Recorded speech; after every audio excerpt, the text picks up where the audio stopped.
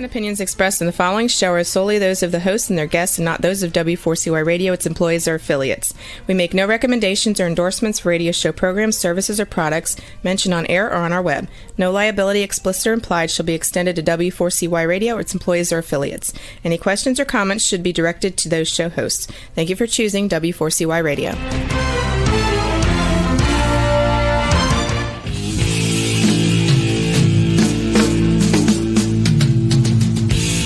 Welcome to Outdoors People with me, C.W. Getz, and her, Maya Marzaki.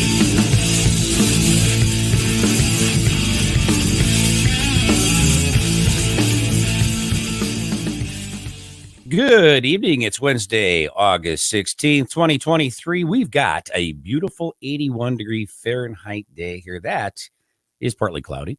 That equates to 28 degrees Celsius in other parts of every other part of the world, I think. So what's doing Fahrenheit here?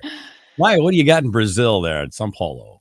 We matched it again. Oh, really? Same temp? Yes, Wow, same. nice. 82 degrees Fahrenheit, and it means 28 degrees Celsius. But here it is winter, so I am not looking forward for the summertime.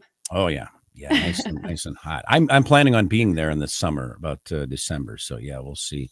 Yeah, it's the first time I'll sweat outside during Christmas, I'm sure. So yeah, yes, that's a true. new experience for me. Oh my gosh, yeah.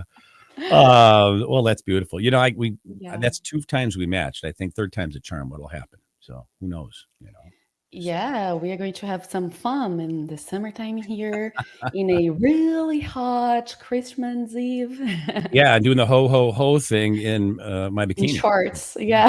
I just can't wait for that. I'm sure I freak all of Brazil out with that. Oh my gosh. Well, tonight's episode of Outdoors People is brought to you by Rutabaga Paddle Sports, providing time on the water. By Campground Views, making camping easier. By Duluth Pack, made in the USA since 1882. And by Jackson Kayak, pursuing joy through paddle sports. Tonight's episode is Mountaineering's new world's record holder with our special guest, Lucy Westlake. 19-year-old Naperville, Illinois native, college student at USC, mountaineer, and advocate for ending the global clean water crisis. Lucy Westlake is the youngest woman to summit all 50 state high points in the United States. She has also climbed 5 of the highest mountains in the world and holds the world's record for the youngest American woman to summit Mount Everest. Along with a passion for mountaineering, Lucy is equally committed to ending the global water crisis. Directly involved with Kentucky-based nonprofit organization Water Step Nation, Lucy has traveled to places like Uganda and Kenya to provide specialized equipment and training to communities in need of safe water. Entering her sophomore year at the University of Southern California, Lucy is majoring in public policy with a focus on water issues. She continues to utilize mountaineering to raise awareness about Water Step and the solutions the organization provides. And with that, welcome to the show, Lucy. Hi, thank you so much for having me. Oh, glad to have you here. Yeah. So how's your weather is it the UP of Michigan? Is that correct? Yeah. Yes, that's correct. It's rainy today, sadly, but I'd say it's still pretty warm, probably in the 50s, so not too bad. Yeah, no, you're not blowing snow and, sub-zero temps, so that's always a good thing, right? No, it's really warm here in the summers. I'm actually super burned from a few days. Wow. Well, you've experienced quite a bit that. We're going to get into that, too, that sub-zero temp stuff and all that kind of stuff. Hey, before the show, we were talking about I said that you were recently, and I think it's recently, you were on with Lester Holt on ABC. How was that for you, just real quickly? It was great. Yeah, it was a really amazing experience. He's a really good guy, really just fun to be around. And I mean, it's always nice to be able to get out there and share my story. So I had a good time. Absolutely. He always wears different color glasses, I've noticed. He has those round, and I wonder what color glasses did he have on when he interviewed you? Oh, gosh. I definitely don't remember. I like the blue ones. He had blue ones when I saw him. Yeah, I was like, wow, way to go, Lester, man. Way to go. Oh, my gosh, you're funny. It's such a question. Well, and hopefully, I know Lester's really good, but hopefully we can have a little more fun than what you're probably able to have on ABC. It's very formal, I'm sure. So, well, listen, we'll start off with this. Setting a world's record wasn't necessarily your objective, but rather pushing limits is what you stated. Can you explain that for us, if you would? What does that mean? Yeah, to me, I go into the mountains really seeking to kind of see what my body can do, what my mind can do, what my spirit can withhold or withstand. And in the mountains, you always are pushed so much in many ways, and every mountain's a little bit different. You never know exactly how you're going to be challenged, but it's always such a life-changing experience. I feel like I come out of the mountains a different person every single time. And that's probably the main reason I do it, is because of that. So I was really happy with my K2 experience. I definitely got pushed a lot. Yeah, I'll bet you did. I did see a picture of you. I have to mention this. You had your, and what'd you call those? Not iPod? Is that what they call it? The earpiece? AirPods. AirPods. Thank you. I'm old. Sorry. You know what? Were you up there jamming maybe to some music when you were doing it? Just looked like you were having a great time up there in one of those pictures. I wish you can't listen to music really while you climb, because there's like avalanche danger. You have to be listening for avalanches. You're with a climbing partner. You have to be listening to your climbing partner. Yeah, you can't really be, you have to have all your senses about you. No But Justin Bieber going on in your ear, or what's the other one? That would pass the time.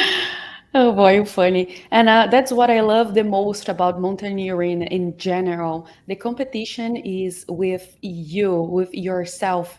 Even though you are with a bunch of people, a group of people, the competition, it is just about you and how you can make it happen. So that's so beautiful.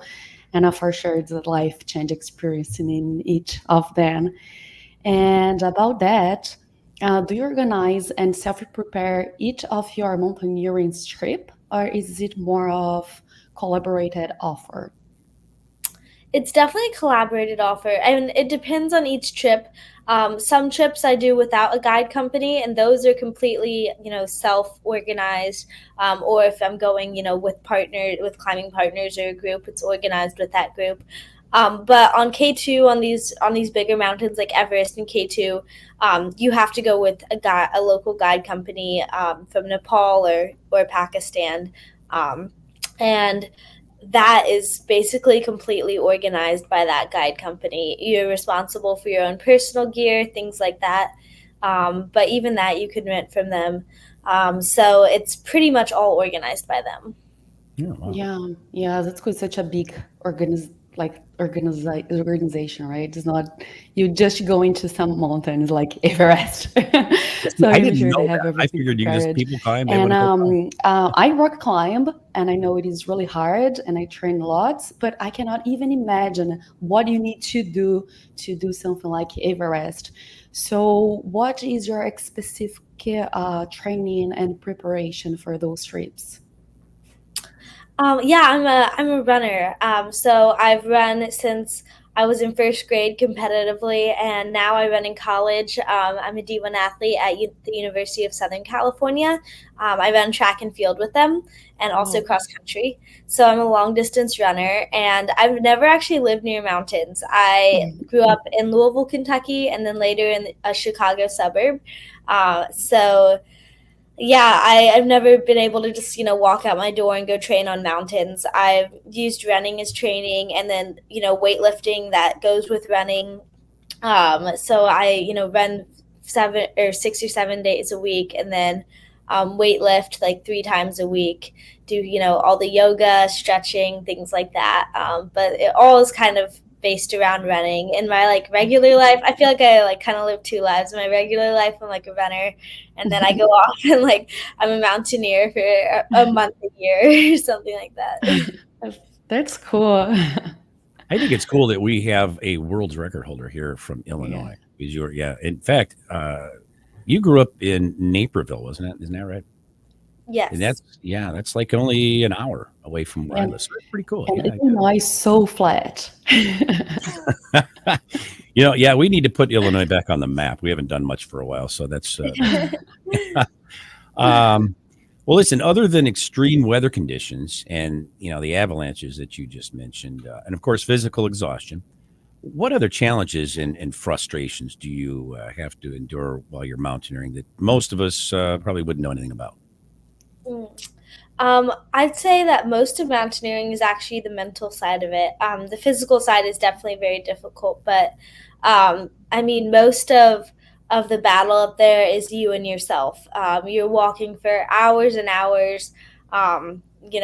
Just you and your thoughts. Often, you're a few, far away from your climbing partners because you're all roped up together. So it's definitely difficult to continue pushing day after day when the conditions could be really rough. Sometimes in storms or high winds, it's hard to know when it's safe to go up and when you should turn back. Because the goal is to come back first and foremost. So, you got to ask yourself, well, am I making excuses? Do I just want to like turn around, or is it like really unsafe and I need to turn around for my safety?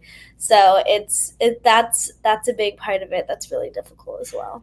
I don't think most 19-year-olds have that about them that they can. No, I'm serious about that. I don't think you're very intuitive. Yeah, I don't want to embarrass you, but I'm going to ask you a question because we used to do a show called The Camping Show, and this was frequently a topic about different things.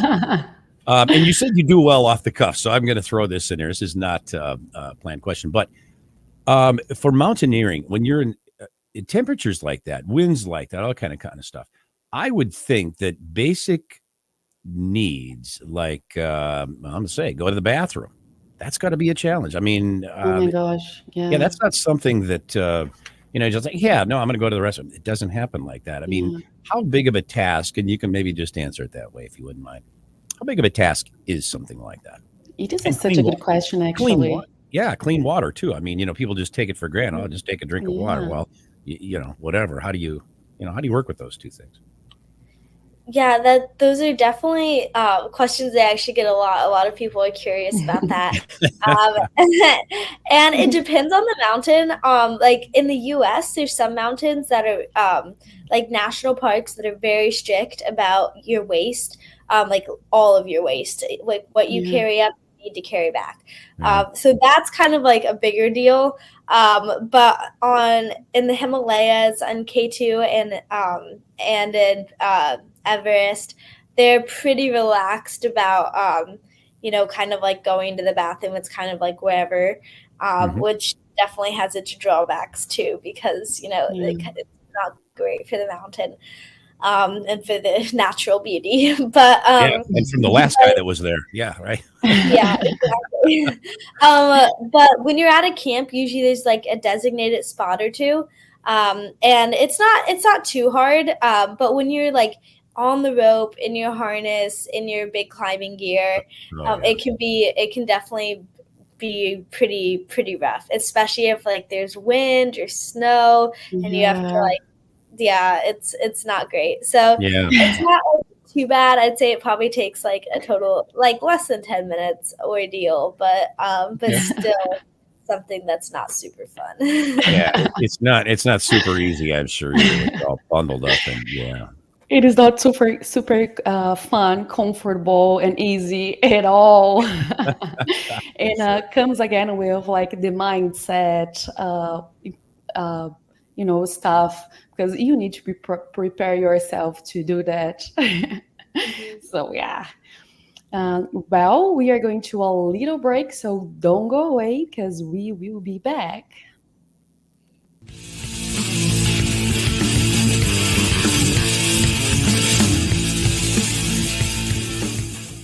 A few years ago, someone asked Rutabaga's owner, Darren Bush, "Hey, how long have you guys been selling boats?"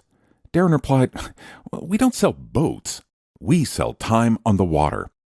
Of course, that comes in all types. We help people paddle more safely with Rutabaga outdoor programs. We rent canoes, kayaks, and stand-up paddleboards. We sell and install racks to get you from home to adventure. Rutabaga's got everything you need to get you out on the water, like paddles, life jackets, dry bags, and clothing. Rutabaga Paddle Sports, on the web at rutabaga.com. Mention you saw this ad on The Camping Show. It is time to go camping. Introducing Campground Views virtual tours. You can tour the campground, see the sites, see if they are available, and click to book your perfect spot. Hit the open road and explore the amazing places found in nature. We make it easy to discover, find, and book your site so that you can go have the fun and freedom you seek. Campground Views virtual tours make it easy and simple for you to see where you are going.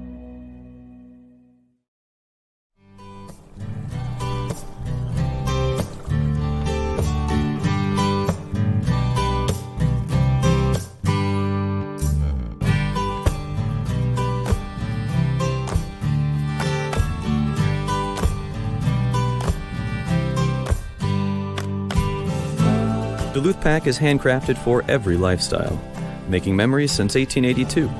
In store at 365 Canal Park Drive or online at duluthpack.com. We're one big family, a community of paddlers, and we want to make sure that everyone has a great time out on the water. We are made right here in Sparta, Tennessee, USA. This is where every Jackson kayak is born, built by hand with a focus on innovation. We are Jackson Kayak. We are Jackson Kayak. We're Jackson Kayak. We are Jackson Kayak.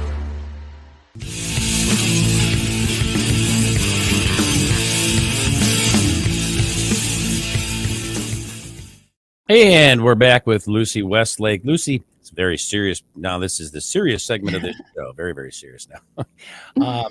Hey, I want to ask you, what was it like for you emotionally, once you decided to stop your ascent of K2? It was difficult. Actually, right away, I wasn't super sad about it. I felt really, really good, and we were making really good time up. But we were in an avalanche, which was pretty scary, but also really cool, honestly.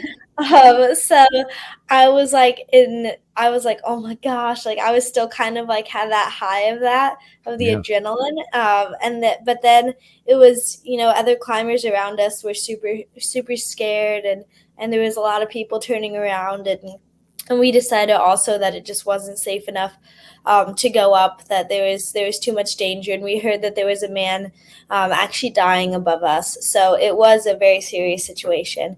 And at that point, we just decided to turn around. But it was such a beautiful morning that honestly, I was just really enjoying just how beautiful it was, and how, I felt so good. And I was in really good company. I had my Sherpa and one of my friends that was climbing with us. So I was really happy about that. And I was just having a good time. But then later it definitely hit me where I was like, oh man, like, yeah, I didn't get to do my goal, set out what I set out to do. But honestly, like, again, it's not all about the summit or the records. It's about, how much you push yourself. And I definitely pushed myself a lot on K2. I was really proud of my effort up to that point, hiking through storms, and it was a difficult trip. So when I turned around, I was honestly just proud of the effort I gave and enjoying how beautiful it was. See, this is what makes women more intelligent than men, is because you have this sense of, this makes sense, or well, rather it doesn't make sense to keep going. I mean, I'm thinking you had like 1,900 and some feet left to go before you reach the top. Am I correct on that? Yes. Yeah. Yeah. See, I'm a stubborn Italian. I would have gone, I'm going to the top, damn it. And there's nothing going to stop me. I don't care if I'm going to die, but see, that's why we're not quite as far along as women. Yeah. That's why people die there, right? Absolutely. Absolutely. So good for you. And wise choice. Absolutely. She chose to keep safe and climb another mountains after. Yeah, probably why she's still here with us, right? Yeah. So yes, thanks for doing that.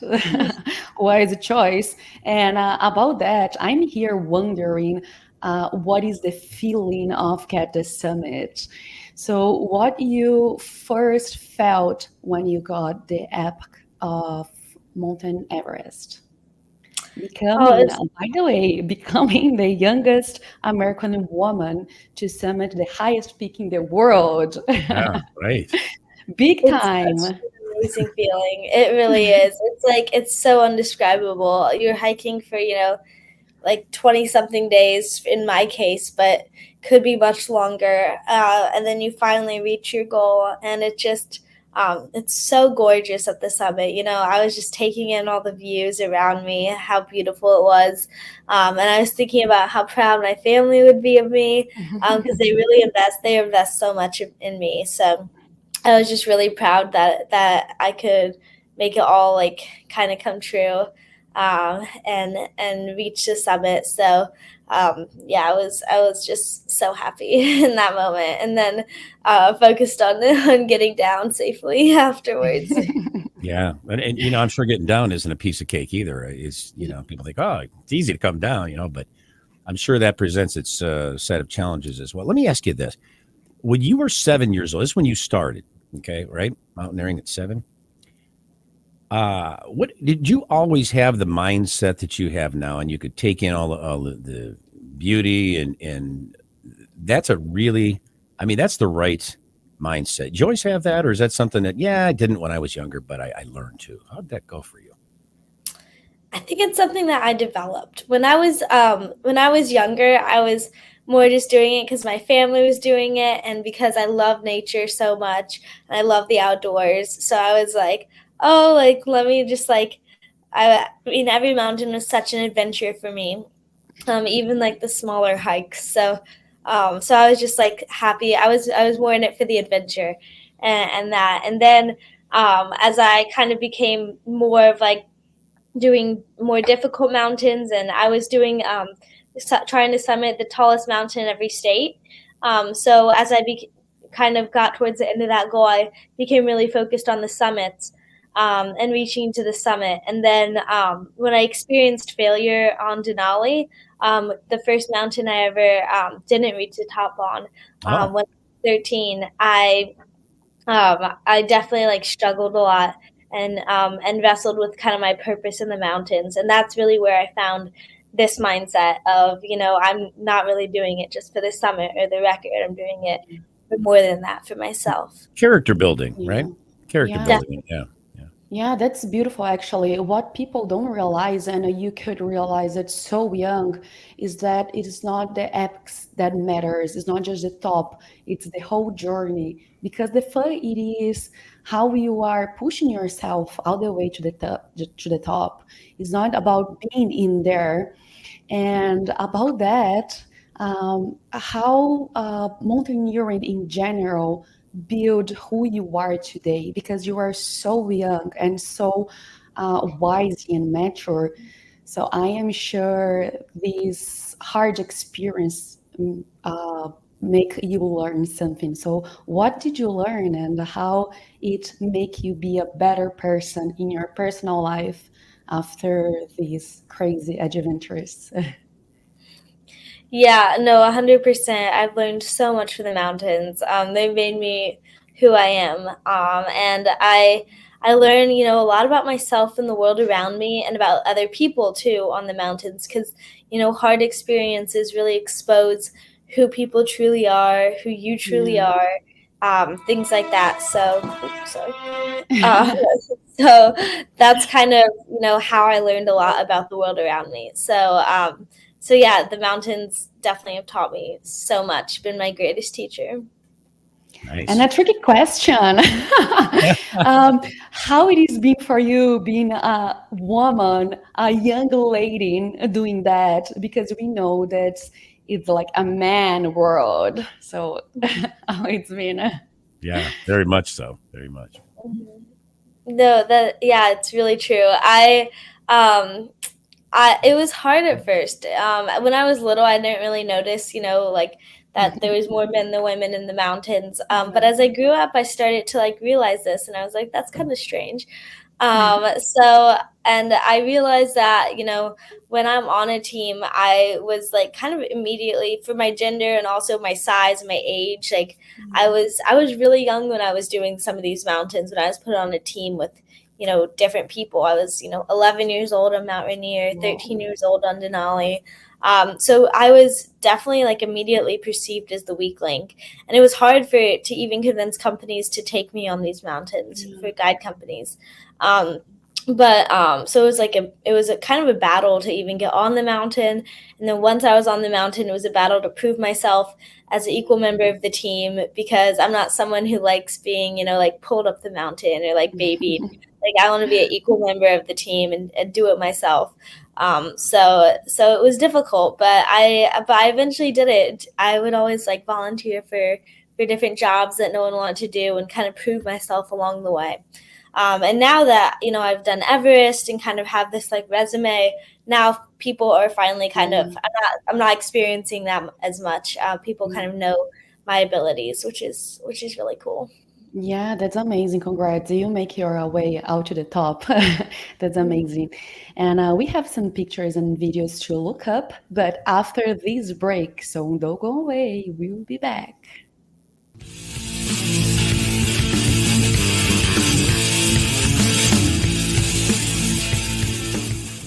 A few years ago, someone asked Rutabaga's owner, Darren Bush, "Hey, how long have you guys been selling boats?" Darren replied, "Well, we don't sell boats. We sell time on the water." Of course, that comes in all types. We help people paddle more safely with Rutabaga outdoor programs. We rent canoes, kayaks, and stand-up paddleboards. We sell and install racks to get you from home to adventure. Rutubaga's got everything you need to get you out on the water, like paddles, life jackets, dry bags, and clothing. Rutabaga Paddle Sports, on the web at rutabaga.com. Mention you saw this ad on The Camping Show. It is time to go camping. Introducing Campground Views virtual tours. You can tour the campground, see the sights, see if they are available, and click to book your perfect spot. Hit the open road and explore the amazing places found in nature. We make it easy to discover, find, and book your site so that you can go have the fun and freedom you seek. Campground Views virtual tours make it easy and simple for you to see where you are going.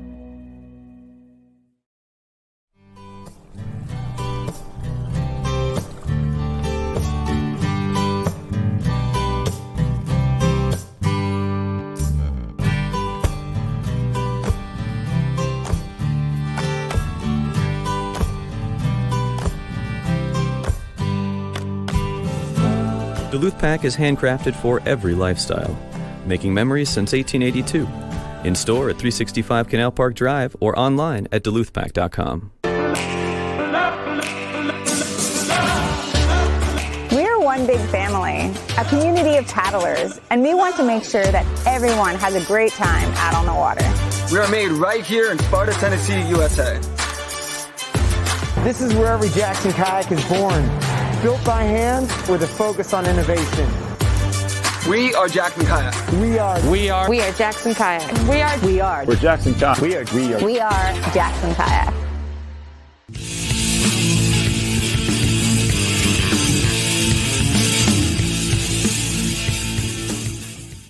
And we're back with Lucy Westlake. Let's take a look at some of those pictures and get a really nice video coming up here. Really like that. Let's take a look.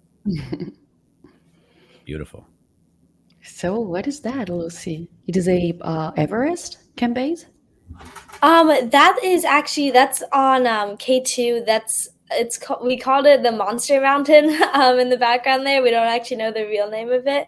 But it's a camp on the way to base camp. It's like the camp before base camp.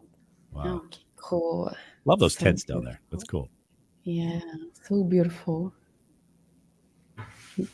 There we go. Oh my gosh. Yeah, there we are. That's right down your alley, Maya.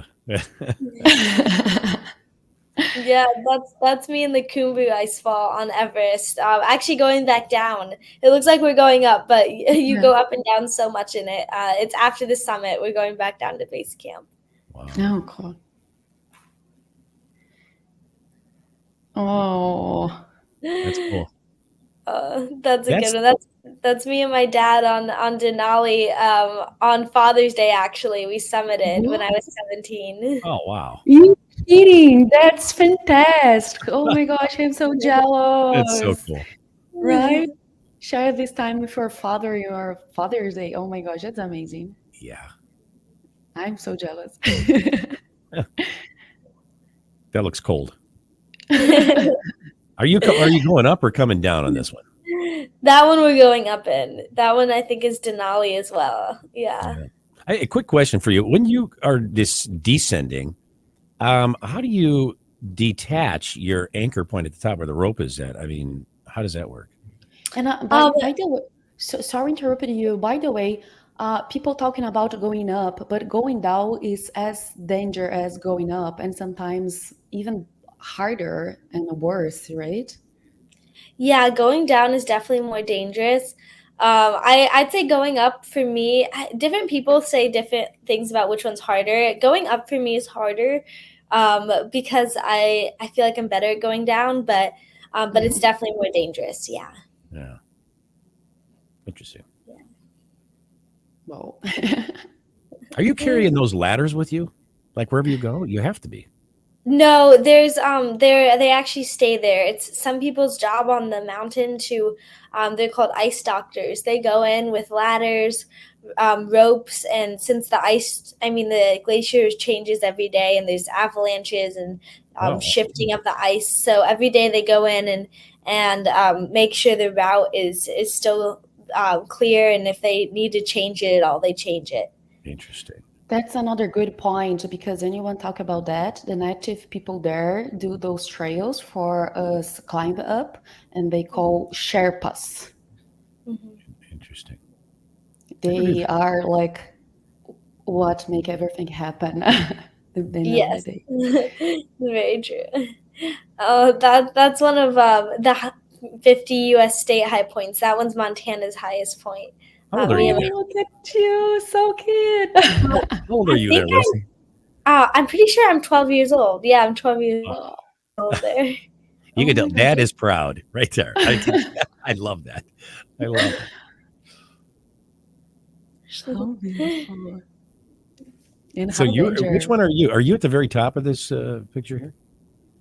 No, I'm the one on the bottom that's about to start okay. climbing up. Interesting. Yeah, that's on K2. We're doing some practice climbing in these crevasses just to refresh on, how to use your ascender and rappelling device, all that. Interesting. Lots to learn. Yeah. What explain this? You got a mask on.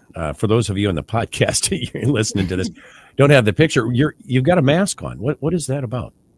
Yeah, I you use oxygen on you don't have to, some people don't, but most people use oxygen on 8,000 meter peaks. So I started using oxygen, and that's what the mask is my oxygen mask. So that's me on K2. I think going up to Camp 3. Yeah, that's going up to Camp 3. Wow. That's crazy. Yeah. That's another level, right? That looks like something that Bob Ross would be painting. I love that. I mean, I swear. Watch this is a Bob Ross painting, but it's real. I love it. Yeah, that's so I'm taking the picture from Camp 3 on K2. So that's the last camp. And then that's the 8,000 meter peak next to K2 called Broad Peak. Wow. It's absolutely gorgeous. Yeah. I'd like to look at that out your window every day. Wouldn't that be cool? Oh my gosh. And that's actually Broad Peak as well. Right there. And that's also from Camp 3.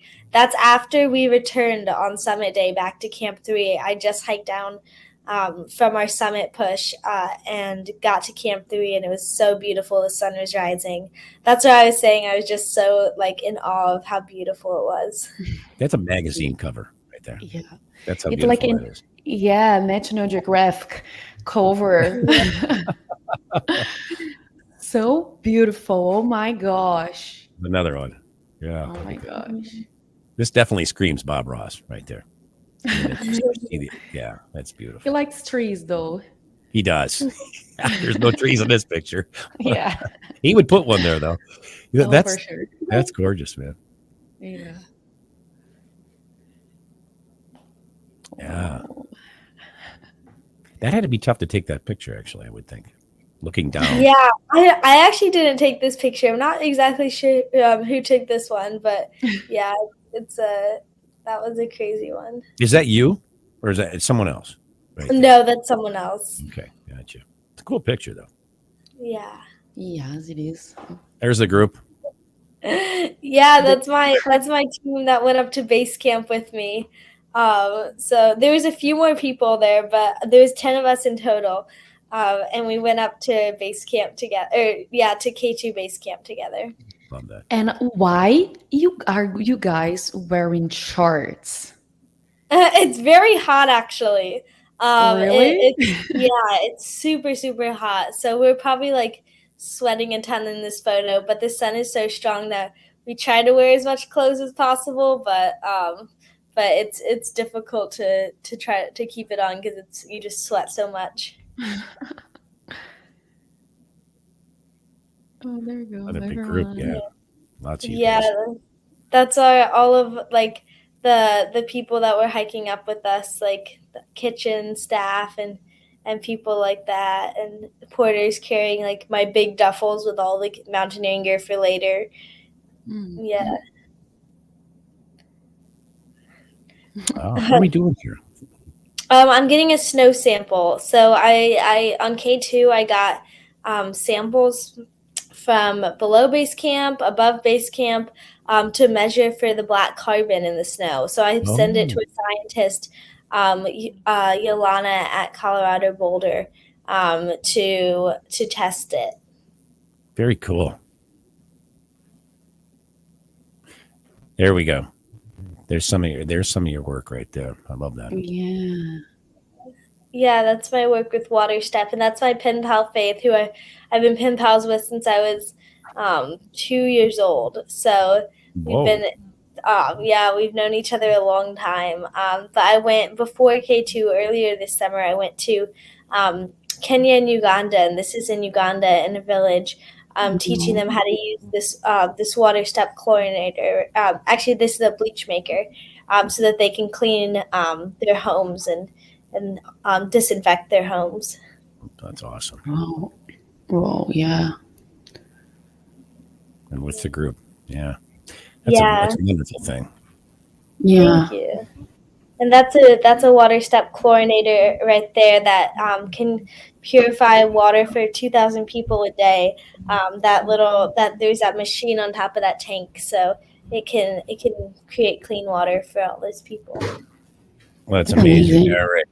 Now we've got the video coming up here, which I think is very cool. Check this out.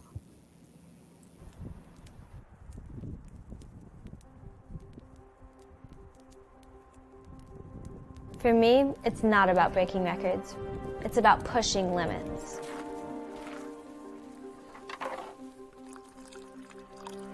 At age 7, I set out on a journey to climb all 50 states' highest points. At 13, I attempted to summit Denali, my final high point.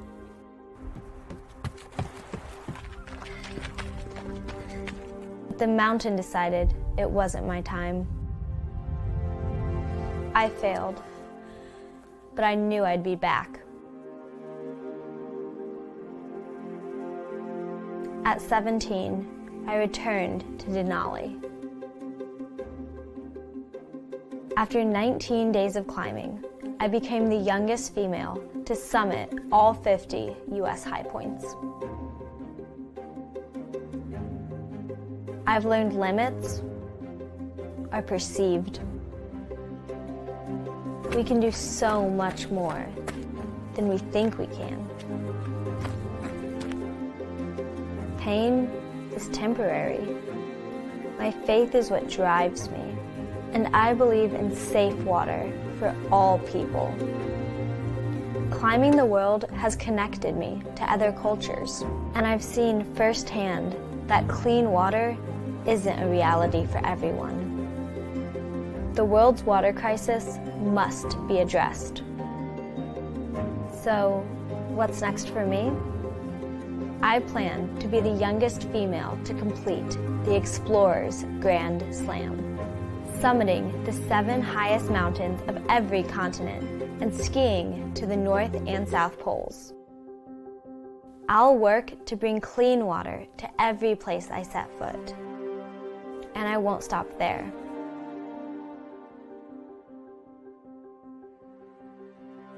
My name is Lucy Westlake, and I'm just getting started.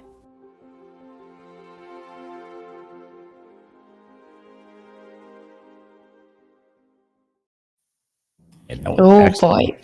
Very cool. I am not kidding. I'm almost crying with this video. It is just amazing what you are doing, and you have done so young, so young. That's what impressed me the most. You are so brave. That's impressive. I mean, I have no words to express how I am proud of you. You are an amazing girl. Oh my gosh. Yeah, And yes, sure. you just started. That's amazing. And I want to know more about the Water Step Nation. So can you tell more about that?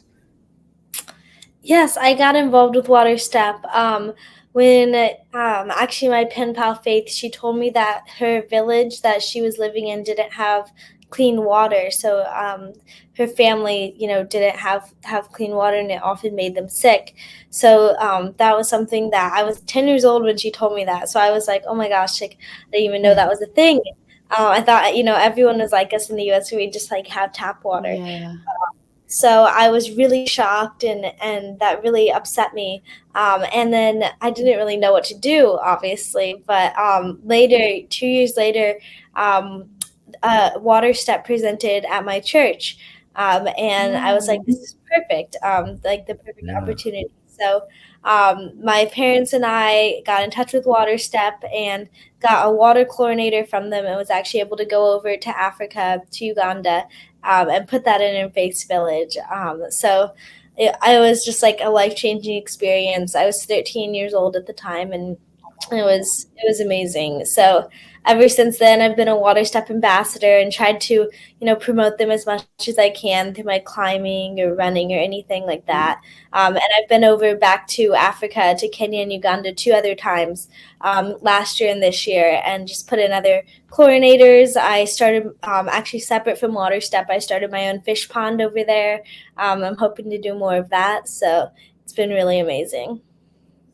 No, that is something, and especially as young as you are, I mean, to be able to to get that whole thing and process that and really just jump in. That's very impressive, to be honest with you. I ask you something off the kind of off the wall here. I'm always afraid with that. And the thing is, with the lifestyle that you lead, and you're doing a lot, you're very involved in what you do. Yeah, I just kind of wonder, 19-year-old girl, it's gotta be tough to have any kind of a boyfriend or anything like that. I don't know. I mean, and if you do, he's got to be like the most understanding boyfriend. I don't know how many 18-year-old guys really have it together at that point, but I know I certainly. But what is that for you? I mean, how's your love life, Lucy? How's that? It's actually great. I do have a boyfriend. He went up to K2 with me. I actually met him. He's a family friend from. I knew when I was younger. My mom and his mom were really close. But I met him on Everest, actually. His dad decided to do Everest base camp, not all the way to the top, but to base camp with me. And yeah, we just kind of like hit it off, and we started dating a little bit after the trip. And we've been dating for a little over a year now. So he is very understanding. It's true. He's a very supportive. Well, congratulations. I'm glad that's working out for you. Absolutely. Right? It is a power couple. That's amazing. Yeah, that's very cool. Yeah. I'm sure Lester didn't ask you that question, did he, Lucy? I don't think so. Oh my gosh, you're so funny. Thank you for asking, though. Well, and where can people go to follow you on social media? I'm most active on Instagram, and that's linked directly to Facebook, so Facebook works as well. So that's What's Next Lucy, for both of those. And then for I do a little bit of YouTube. I've been thinking of starting it up more, but if you just look up Lucy Westlake on YouTube, you could definitely find me there, or What's Next Lucy on TikTok. I do a little bit on both of those. And then I also have a website that has all of my social media linked, and a bunch of things about Water Step and my story and all of that, my goals. So if you go to lucyclimbs.com, you can find all of that. That's awesome. Yeah, you're really out there. I think that the whole YouTube thing's a great idea. I mean, that's fantastic. I'm sure you'll have award-winning videos on there. I'm sure, man. It's gotta be. Well, Lucy, listen, thank you so much for being our guest here on Outdoors People. It was an absolute pleasure having you on with us and sharing your story with us. Thank you. Thank you. Thank you for having me. It's been really fun to talk with you all. You're welcome. It is our pleasure. And thank you for being here. And thank you for being you and do everything you've done. That's very impressive. And I am going to follow you while you're adventurous. And we'd also like to thank each of our sponsors for bringing you tonight's show: Rutabaga Pedal Sports, Campground Views, Duluth Pack, and Jackson Kayak.